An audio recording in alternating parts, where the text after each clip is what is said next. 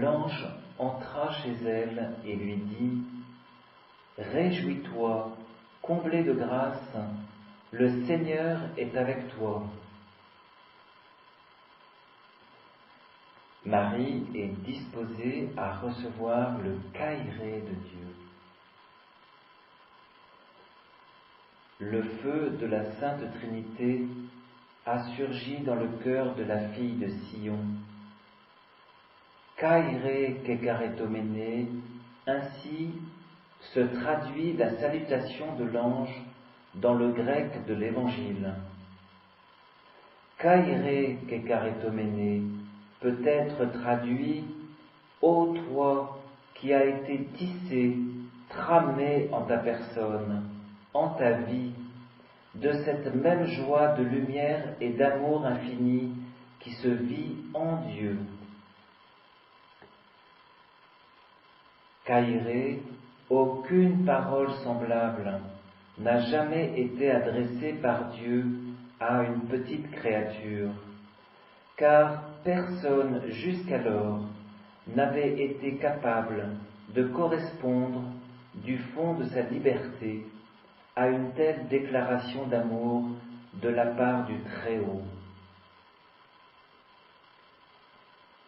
Le prophète Sophonie nous dit dans l'Ancien Testament : « Pousse des cris de joie, fille de Sion, une clameur d'allégresse, Israël.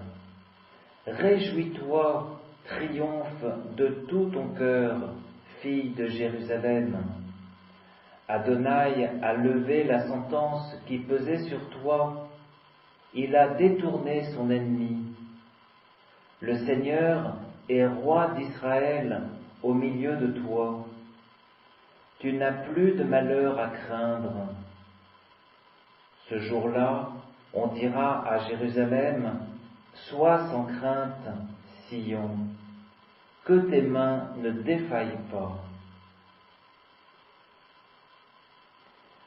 Voici qu'aujourd'hui se réalise cette parole prophétique dans l'humble maison de Nazareth. La joie qui, dans l'Ancien Testament, était annoncée par anticipation à la fille de Sion, se concentre aujourd'hui en une femme, Marie. Elle rassemble dans sa personne tous les désirs d'Israël qui attendaient dans les douleurs de son histoire, l'enfantement joyeux de son espérance et la délivrance promise par son Seigneur. Ainsi, la vision de la Jérusalem glorieuse, tant de fois décrite dans les prophéties messianiques, se réalise aujourd'hui en la personne de Marie.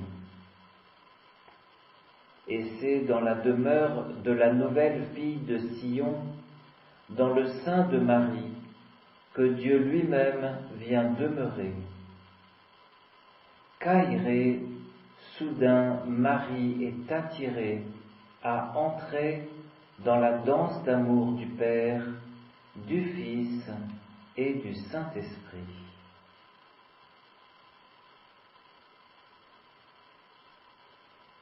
Mettons-nous donc, blottissons-nous donc dans ce Kyrie, dans ce réjouis-toi, pour entrevoir quelque chose du mystère qui se passe dans la toute petite maison de Nazareth, lorsque l'ange envoyé d'Adonai surgit et s'exclame de la joie même de Dieu en présence de Marie.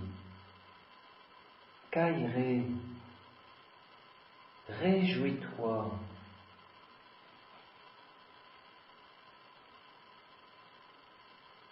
Kyrie, réjouis-toi.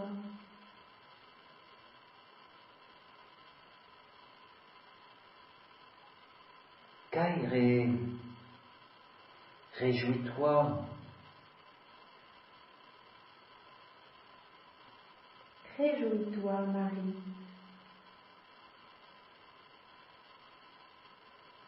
Marie de Nazareth, recevant l'annonce de l'ange, est porteuse d'un secret. Et seul ce secret la fascine et l'occupe.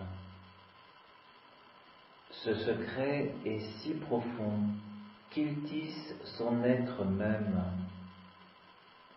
C'est un secret de vie, le secret de la vie de Dieu en elle.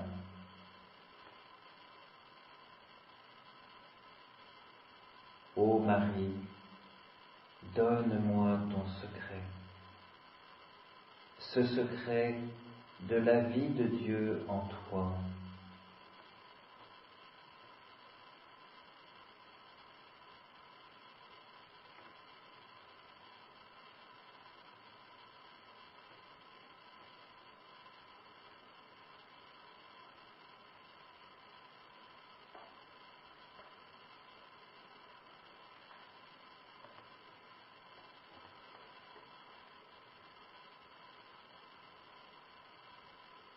Au creux de sa virginité, Marie reçoit le nouveau commandement divin qui lui demande d'être mère.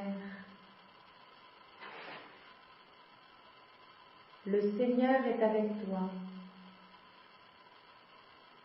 Cette parole est employée dans la Bible pour exprimer un mandat difficile à accomplir, qui dépasse les forces humaines. On la trouve quand Josué reçoit la mission de traverser le Jourdain avec les Israélites. Josué 1:9. Ou quand Moïse reçoit l'annonce qu'il va faire sortir le peuple de la captivité de l'Égypte. Exode 3:12. C'est la promesse de l'aide et de l'assistance de Dieu. Le Seigneur est avec toi pour agir. Cette parole exprimée par l'ange à Marie contient de fait un mandat difficile, même impossible à accomplir pour les forces humaines de la petite Marie.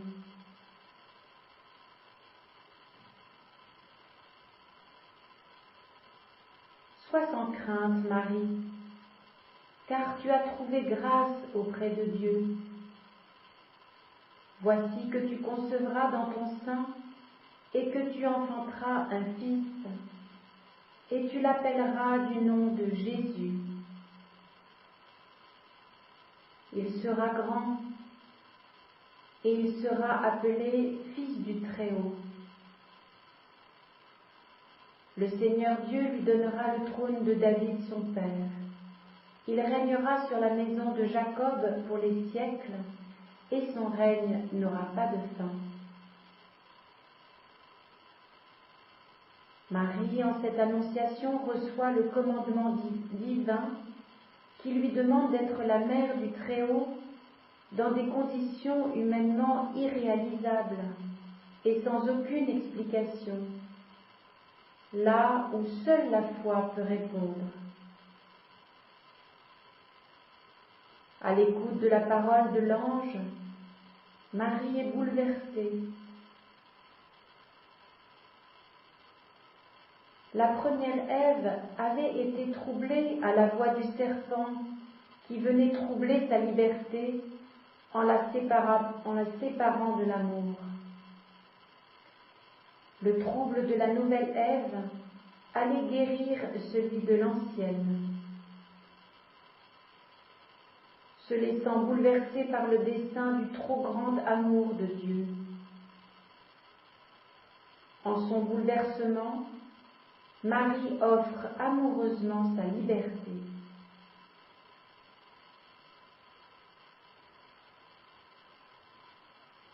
Ô Seigneur, comme Marie, je te donne ma liberté pour que s'accomplisse en moi ta volonté. Seigneur, apprends-moi à ne pas avoir peur de donner ma liberté.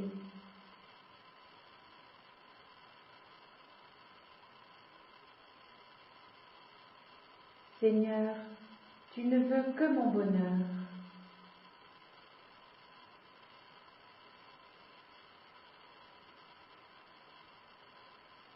Ô Seigneur, comme Marie, je te donne ma liberté pour que s'accomplisse en moi ta volonté.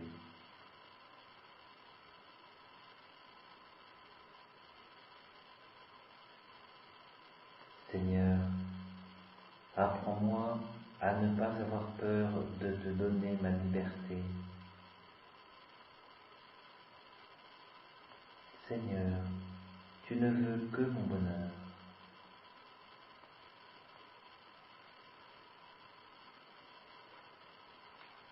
Marie, à la ressemblance de Dieu, a un propos de demeurer vierge. Comment cela se fera-t-il puisque je ne connais pas d'homme? Dans cette question, la Vierge d'Israël révèle quelque chose du secret intime de cette rencontre entre son cœur et le cœur de son époux invisible. Elle vit en état d'alliance permanente avec son Dieu, lui promettant fidélité d'amour et de virginité. Marie a du bon sens. Elle pose la question: puisque je ne connais pas d'homme, comment cela va-t-il se faire? À l'époque, le mariage juif se déroulait en 2 étapes. D'abord, on contractait le mariage légal, où les jeunes n'habitaient pas ensemble. Après quelques semaines ou quelques mois, selon les coutumes locales, le jeune homme allait chercher solennellement son épouse dans la maison de ses parents afin de l'introduire dans sa propre demeure. Or, au moment où l'ange lui apparaît, Marie se trouve dans cette période intermédiaire. Le mariage légal a été conclu, mais elle ne vit pas encore avec Joseph dans sa maison. C'est également dans cet intervalle de temps qu'a lieu l'annonce à Joseph. Marie est la première à poser ce choix de virginité comme tel, dans une grande pauvreté et un total abandon. Elle devait donc agir dans une dépendance d'autant plus grande, d'autant plus fine, à l'inspiration de l'Esprit Saint, car elle était seule avec son secret, seule à se remettre entièrement de cette manière au bon plaisir du Père. Elle savait qu'elle allait passer aux yeux de son entourage social dans une situation humiliante, celle de la stérilité. Elle entrait dans la longue série de ces femmes stériles de l'Ancien Testament qui furent bénies pour ensuite devenir des mères.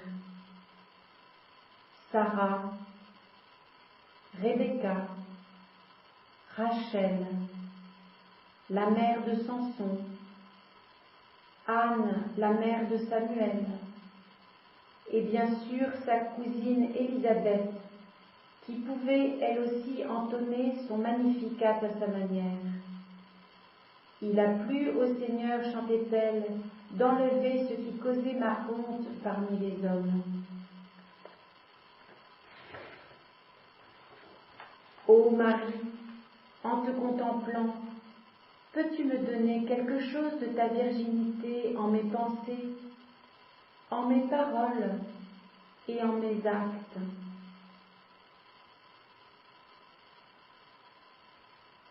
Marie,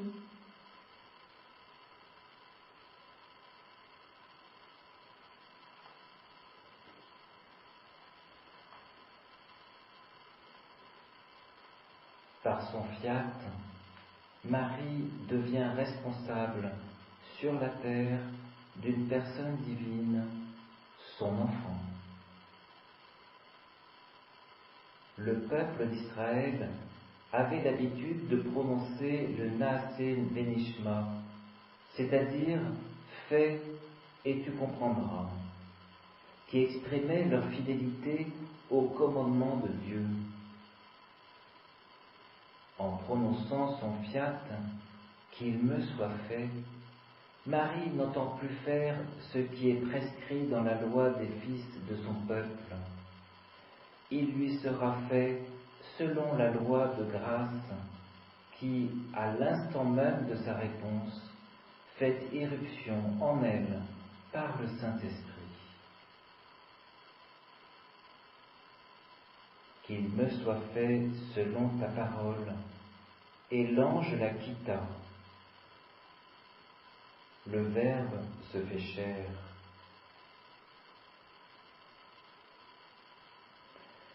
Dans Exode 40, verset 34, la parole nous dit « La nuée couvrit de son ombre le tabernacle et la gloire d'Adonai emplit la demeure. » Marie est couverte de l'ombre de l'Esprit Saint, tabernacle vivant, contenance de la loi nouvelle, Jésus.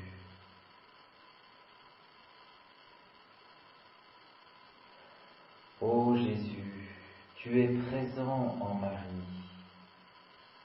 Fais de nous, là où nous sommes, des tabernacles vivants de ta présence.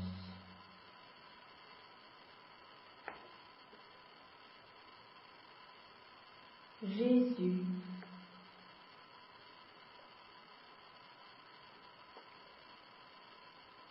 Jésus.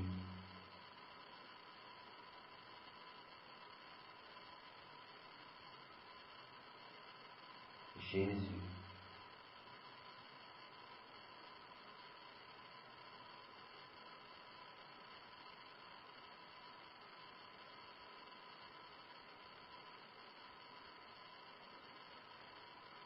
La Vierge d'Israël n'a pas désobéi au commandement. Croissez, multipliez, emplissez la terre, soumettez-la. Elle l'a accompli en plénitude, elle l'a éminemment observé, puisqu'en consentant sans réserve à devenir mère de ce Fils unique, elle enfantera dans le Fils unique des multitudes et multitudes à la vie du royaume, l'Église de tous les temps et de l'éternité.